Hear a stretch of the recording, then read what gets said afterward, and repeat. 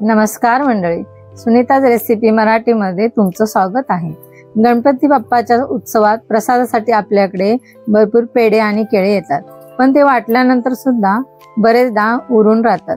तर आज मी तुम्हाला अगदी सोप्या पद्धतीने पेढे आणि केळ्यांपासून बनवलेला स्वादिष्ट हलवा दाखवणार आहे। चला तर मग सुरुवात करूया। आता आपण साहित्य काय काय घेतले ते बघूया। मी ही 4 केळे घेतलेले आहेत, 2 चमचे तूप लागणार आहे आपल्याला, काजू बदाम क्रश करून घेतलेला आहे, 6 वेलच्या घेतलेल्या आहेत आणि 6 ते 7 पेढे किंवा मोदक घ्यायचे, दोन्हीपैकी काय पण चालेल। आता मी ही केळी साल काढून घेते। ही केळी बघा जास्त पिकलेली नाहीयेत आणि जास्त कच्ची पण नाहीयेत, अशी केळी घ्यायची।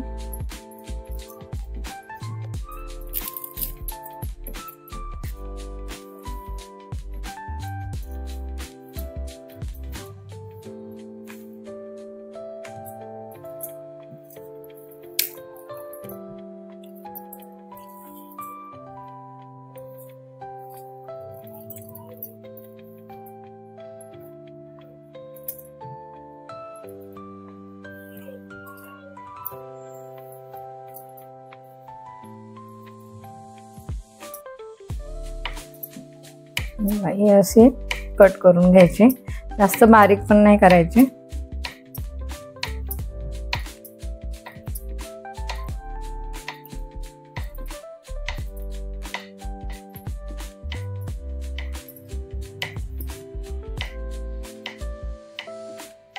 आता आपण एक कढई घेतलेली आहे, याच्यामध्ये 2 चमचे तूप घालून घेऊया आणि मंद आचेवर वितळवूया। आता आपलं तूप व्यवस्थित गरम झालेलं आहे, याच्यामध्ये आपण ही केळी टाकू। आणि ही केळी आपण हलक्या हाताने परतून घेऊया।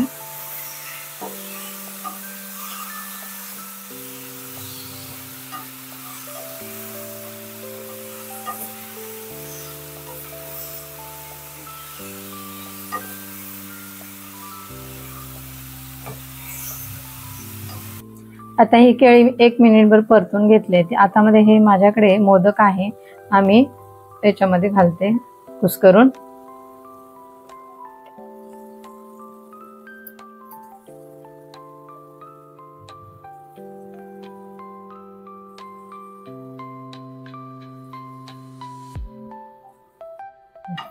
परत आपण हे हलवून घेऊया।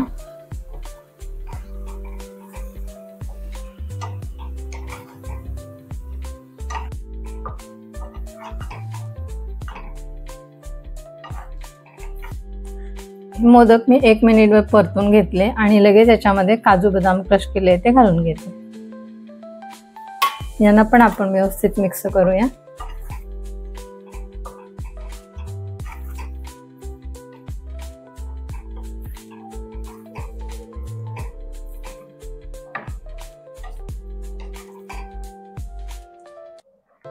आता आपण वेलची पावडर टाकून घेतोय,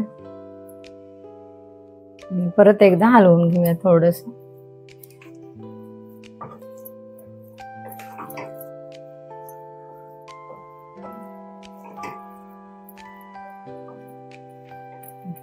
आपला हलवा तयार झालेला आहे, एकदम असा गीर पण नाही करायचा, त्याच्यामध्ये अशी केळी दिसली पाहिजेत मध्ये मध्ये।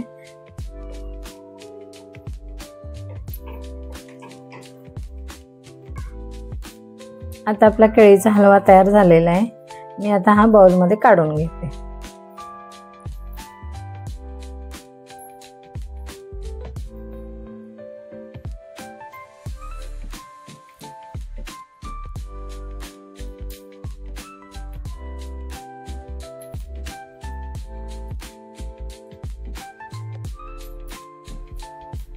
मंडळी, आपला स्वादिष्ट पेढे आणि केळ्यांचा हलवा अगदी छान तयार झालेला आहे। बघायला जितका छान दिसतोय तितकाच खायला अतिशय मस्त लागतो। तुम्हीही गणपती बाप्पाच्या नैवेद्यासाठी किंवा घरच्या गोडधोडासाठी नक्की करून बघा।